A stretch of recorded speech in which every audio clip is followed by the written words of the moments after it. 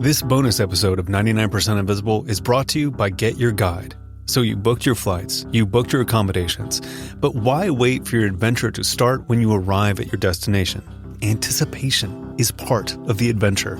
With Get Your Guide, planning becomes an experience in itself. Feed your excitement by digging into their wide range of experiences and offerings. Choose from over 150,000 experiences, including guided tours, sightseeing excursions, adventure activities, museum tickets, and more. With flexible booking options, mobile tickets, and millions of verified reviews, including one right here, because I've used them in Italy and Spain and San Francisco and loved every single one I've done, you'll find everything you need to simplify trip planning and book the best things to do in thousands of destinations worldwide. Whether it's an architectural walking tour, hey now, or a behind-the-scenes museum, Get Your Guide provides in-depth experiences that will help you engage in the world in a more meaningful way. And you'll meet cool people in the process. Discover and book experiences for your next trip at getyourguide.com. That's getyourguide.com. Now, let's get out on the street and tell some stories.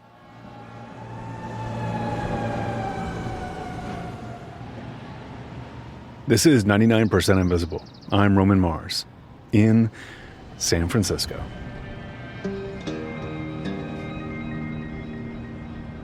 Since Get Your Guide offers adventures and tours all around the world, we decided we would release a bonus episode with our own guide to my favorite stories about San Francisco, the city in my backyard. But you don't have to be walking around with me to experience it. You can join me just by listening.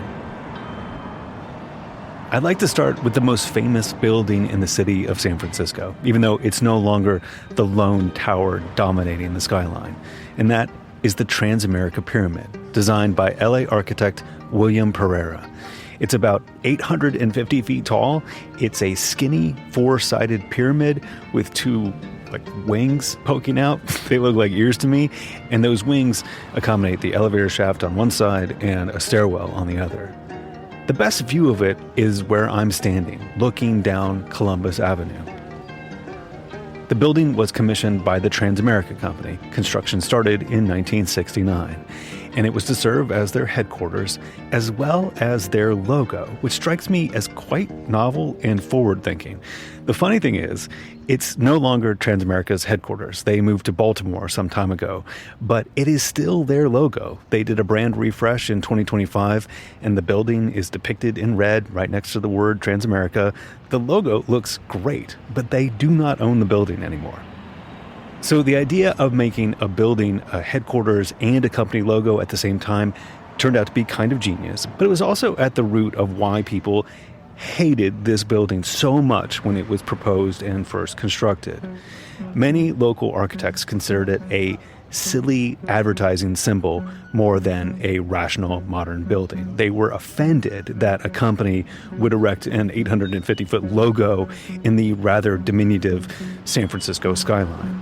Also, it went up at a time when modernism was at its most influential, when buildings were supposed to be free of unnecessary adornment and just be good functional buildings. Well, to make a pyramid come to a point at the top, it has to have a bunch of empty, non-functional space. The top 200 feet are just air. There are no offices up there. Modernism declared that unethical and even immoral. Non-architects hated it too. The design took up a whole city block in a part of the city without any other tall buildings.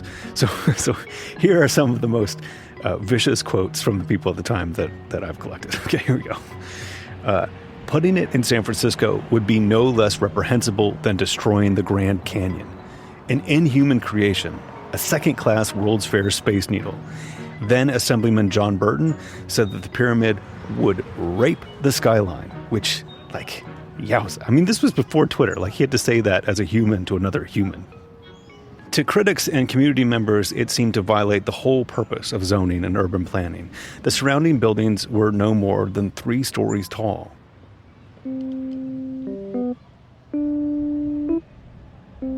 But over the course of 50 years, something happened. Some people have never lost their hatred for the pyramid, but I would classify them as a very small minority at this point. The San Francisco chapter of the American Institute of Architects opposed its construction in 1969, but a couple decades later, they hailed it as one of the city's best buildings. I interviewed the late San Francisco architect Henrik Bull about it about 15 years ago, and he was an early vociferous hater, but he grew to love the pyramid. He was the one who made me appreciate it even more. He told me that the true beauty of the Transamerica Pyramid reveals itself depending on where you're standing. And that is why I'm talking to you on the median in the middle of the street looking at the pyramid down Columbus Avenue, which is a long, broad, diagonal street that cuts through North Beach. The Transamerica building is right at the end of the street. It's at the terminus, and it creates this awesome vanishing point perspective where everything goes in diagonals to a point. And in a way, if you tilt that vanishing point up vertically, there's the Transamerica building. It is this delightful triangular surprise. It perfectly completes the scene. Had that been a conventional modern rectangular building that was popular at the time, it would have been a tragedy, according to Henrik Bull and to me.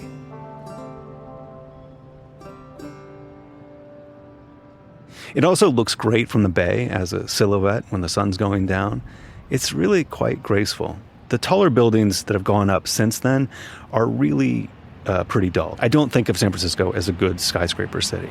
You could say a lot of things about the pyramid, but it is not dull. So I have to thank Henrik Bull for teaching me how to love this weird building that epitomizes San Francisco and looks like a dunce cap. If we go south of here towards the financial district, you will experience one of my favorite things about San Francisco, the popos.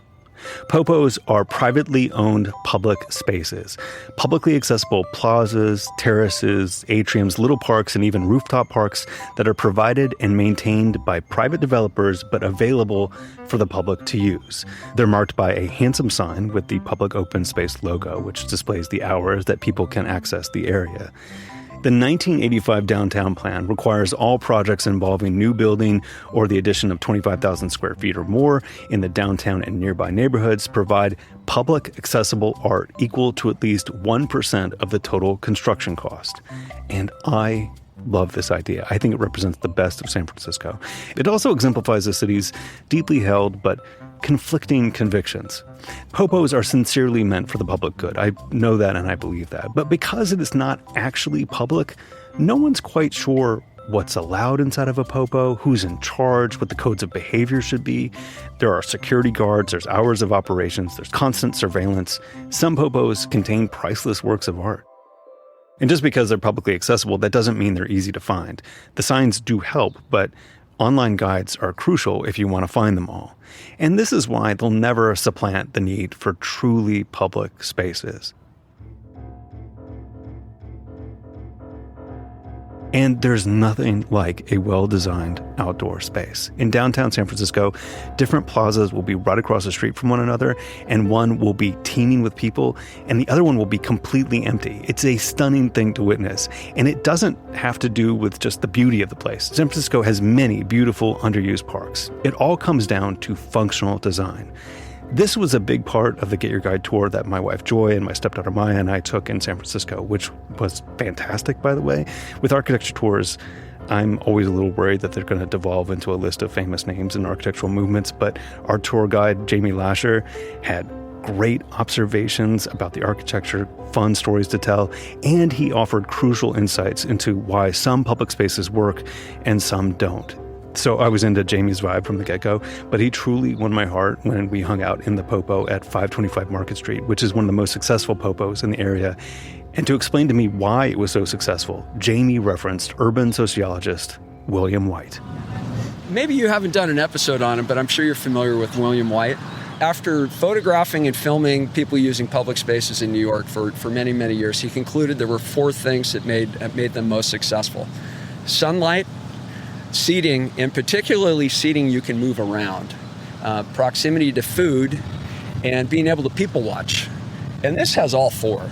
We've got some bench seating in the back, you've got stadium seating up to this little plaza, If you don't like sitting here close to the street, you can climb up a set of stairs to that kind of mezzanine plaza a little bit above the street with a little different view. And it is oriented to give a lot of sunshine, and it's big enough that there's a nice gap here between the buildings, so terrific place. Sure enough, if you walk around San Francisco or really any city, you will see over and over that a good functional public space probably contains those four things: movable seating, food, sunlight, and fascinating people to watch.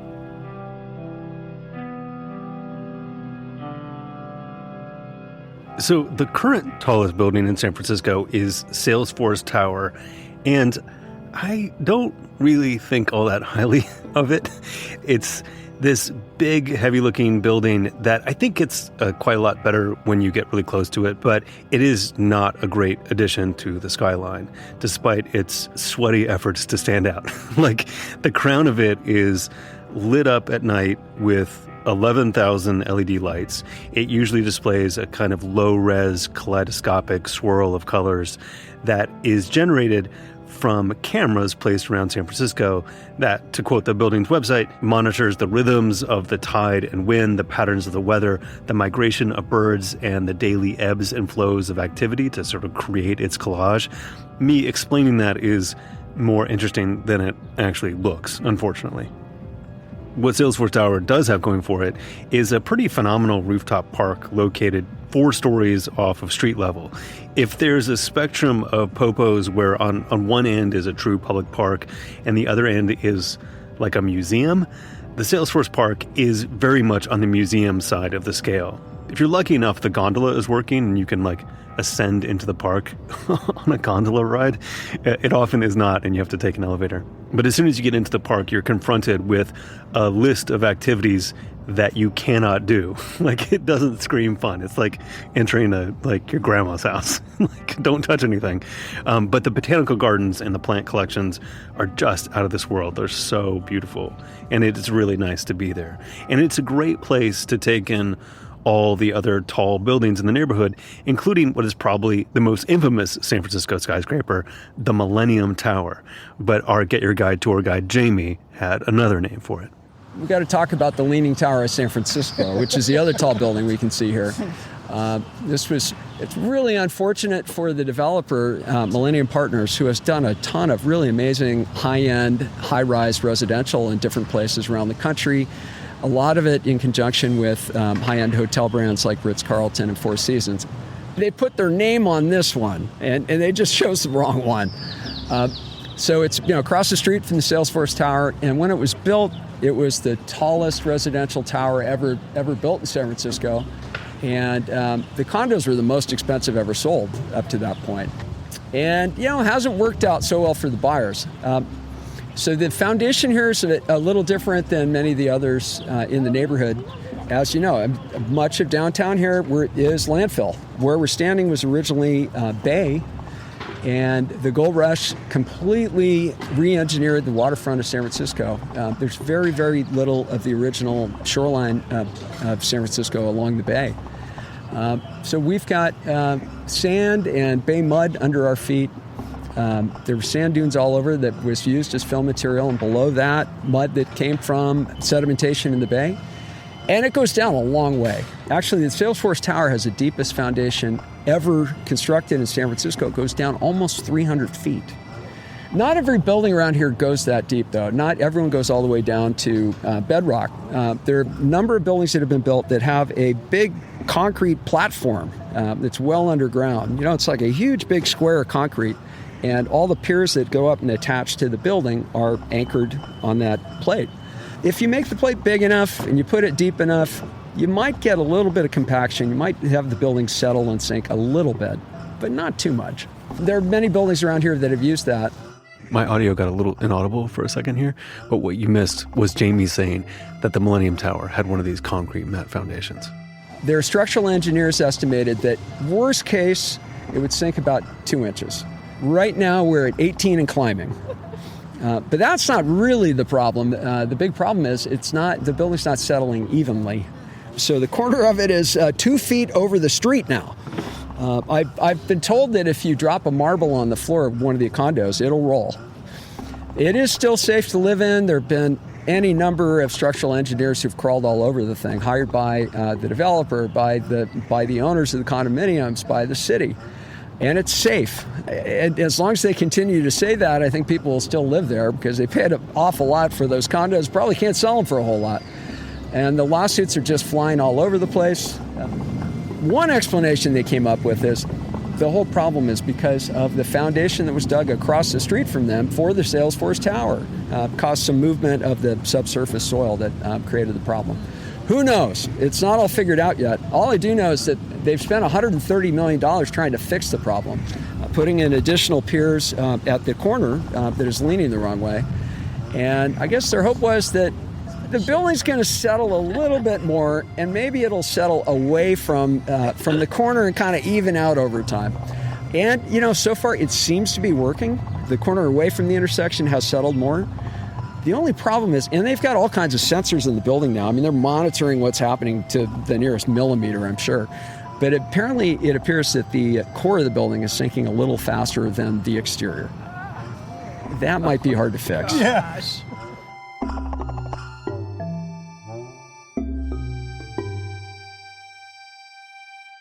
So we're going to leave Jamie and the downtown area and travel west to what is really my favorite spot in the city. And we can't leave San Francisco without mentioning the greatest piece of human-made infrastructure ever created.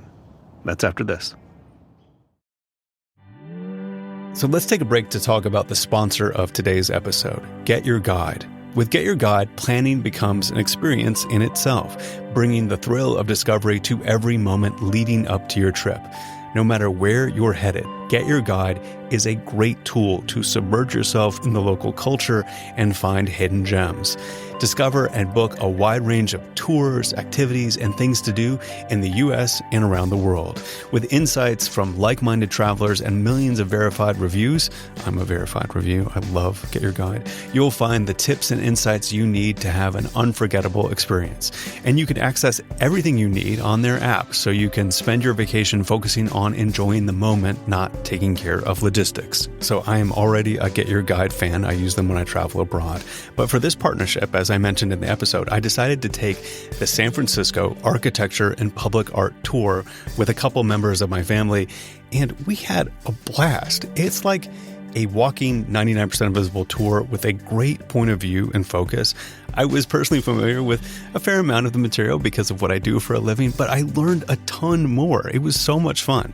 Even if you are from the Bay Area, you should go on this tour. Wear like a 99pi t-shirt and make a friend. Discover and book experiences for your next trip at getyourguide.com. That's getyourguide.com.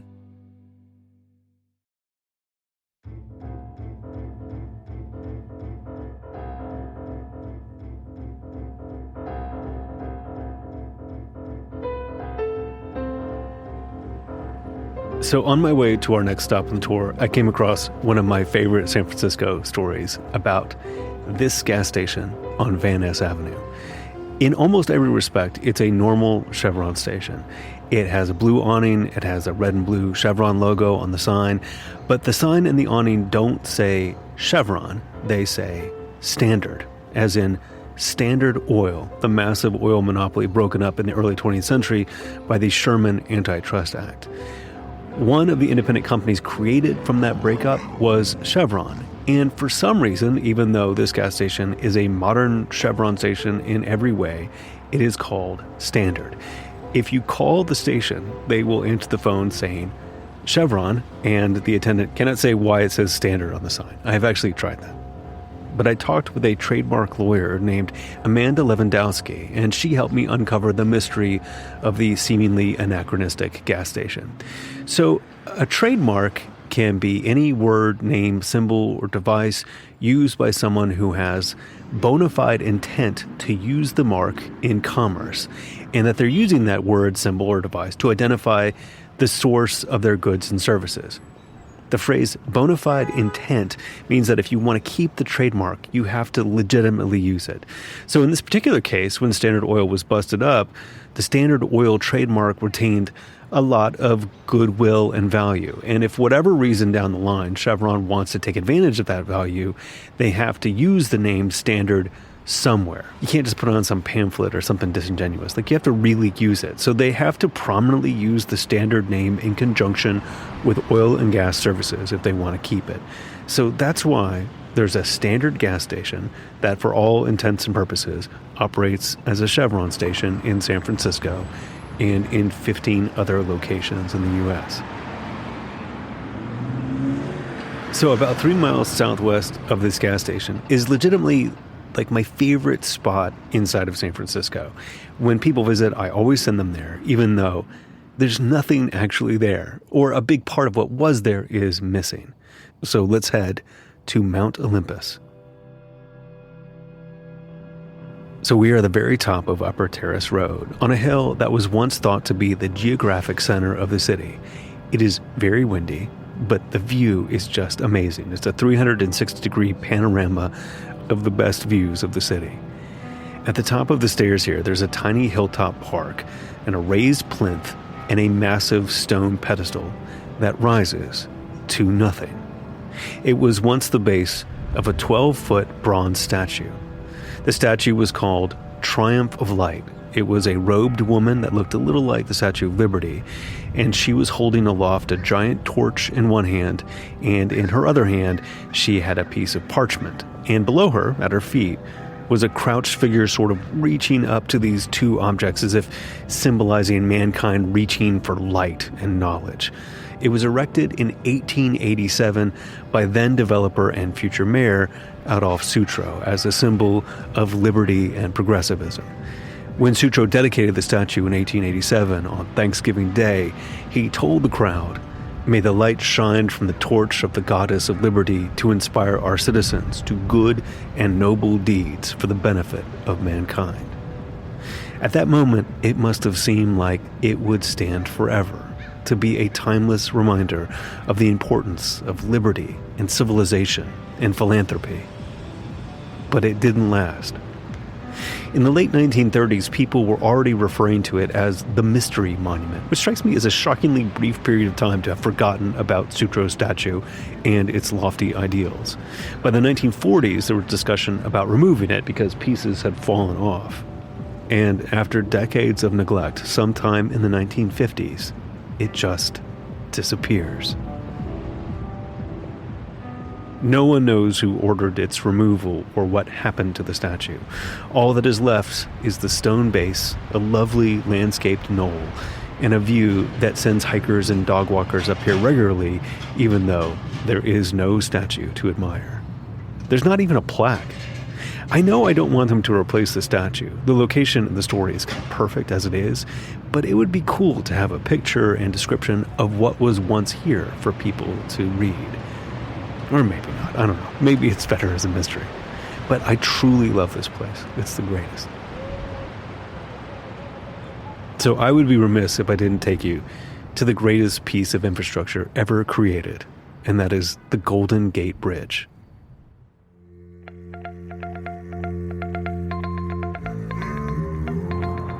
So I'm looking up at the bridge from Cavallo Point, which is not actually in the city. It's on the north side of the bridge, but it's a great place to take in the majesty of this beautiful thing.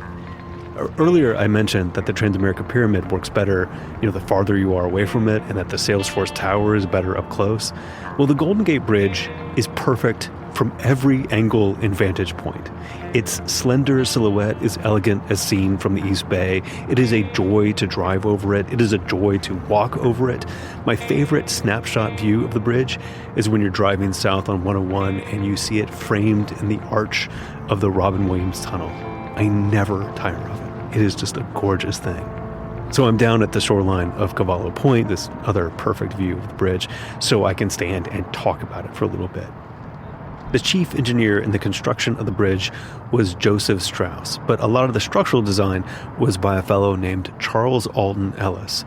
They fought a lot while the bridge was being built, with Strauss accusing Ellis of wasting time and money. But Strauss was the boss, and he fired Ellis and ended up getting most of the credit for the bridge himself. Ellis only got recognition for his contribution decades later. And you might think this Joseph Strauss seems like a credit-hogging, nasty piece of work. And that may be true, but there is much more to him than that. Chief Engineer Joseph Strauss was maniacally devoted to worker safety. The job of bridgeman was very dangerous. 60-mile-an-hour gusts of wind could come out of nowhere and sweep men into the water. So we made a rule that all workers had to wear clip-on safety lines. And a lot of the macho tough guys wouldn't wear them and complained. But on the Golden Gate Bridge build, if you didn't wear one, you were fired. And eventually everyone fell in line. He was also one of the first chief engineers to insist on hard hats on the job. But the ultimate expression of his commitment to worker safety was when he spent over $130,000 on a safety net to be installed as work began on the bridge's roadbed. It was the most expensive, elaborate safety device ever conceived for a major construction site. The net ended up saving 19 lives. 19 men fell off the bridge during construction and fell safely into the net. It spanned across the entire length of the bridge and stuck out about 10 feet wider than the roadbed on each side because with those winds, people didn't just fall straight down. They flew some distance, and the net caught them all. The 19 men who accidentally fell into the net called themselves the Halfway to Hell Club, which is pretty badass. The net became this real morale booster. Workers were kind of excited by the notion that people actually cared, and the net turned out to be kind of fun, so much so that they had to be ordered not to jump into the net on purpose. There was a major accident during construction where 10 men died when a platform broke free and crushed the bridgemen below. But even with that one-off event, the safety record of the Golden Gate Bridge construction was far better than that of the Oakland Bay Bridge, where 28 workers died. The Golden Gate Bridge was a real leap forward in valuing the lives of bridgemen and ironworkers. And that's what I think of when I see it now. That the greatest human-made structure was made humanely. After the completion of the Golden Gate Bridge, Joseph Strauss returned to his first passion, which was poetry. His most famous poem being, "The mighty task is done." And it goes, "At last the mighty task is done, resplendent in the western sun. The bridge looms mountain high, its tightened piers grip ocean floor. Its great steel arms link shore to shore. Its towers pierce the sky." It goes on from there. I think he was a better bridge builder than a poet, but I really love that he was both. Strauss died in Los Angeles at the age of 68, 1 year after the completion of the Golden Gate Bridge. If you ever come here, don't miss it. Walk across it, drive across it, look at it from every angle you can.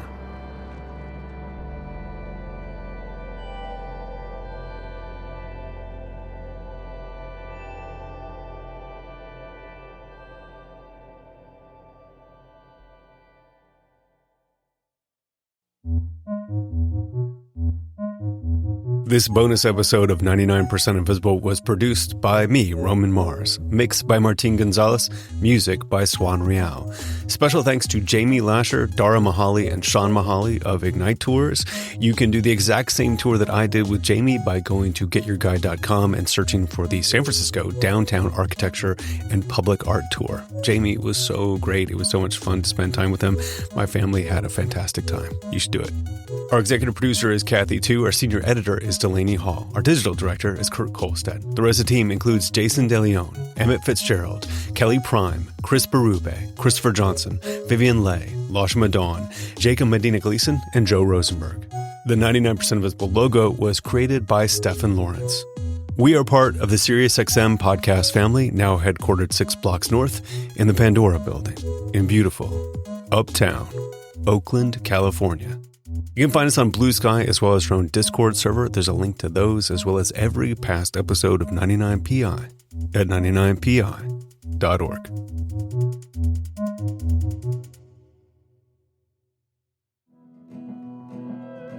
Thank you again to the sponsor of today's episode, Get Your Guide. No matter where you're headed, Get Your Guide is the perfect planning tool for your next trip. Get Your Guide offers curated tours and locally vetted experiences that reveal the lesser-known aspects of cities, history, and culture. Connect with your destination through their expertly curated experiences.